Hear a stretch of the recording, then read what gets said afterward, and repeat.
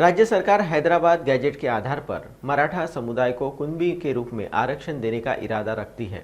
अगर ऐसा होता है तो मराठवाड़ा में पूरा मराठा समुदाय ओबीसी बन जाएगा।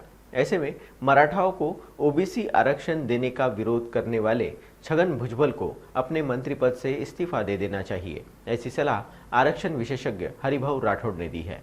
राज्यात हैदराबाद गॅजेट लागू करून मराठवाड्यातील मराठा समाजाला कुणबी जाहीर करून त्यांना आरक्षण देण्याचा सरकारचा इरादा आहे। याचा अर्थ असा आहे की संपूर्ण मराठा समाज मराठवाड्यातला हा ओबीसी म्हणून येईल, ओबीसी मध्ये येईल आणि त्यामुळे माझा प्रश्न आहे की या परिस्थितीमध्ये छगन भुजबळ राजीनामा देतील का? कारण त्यांनीच या आरक्षणाला विरोध केला होता।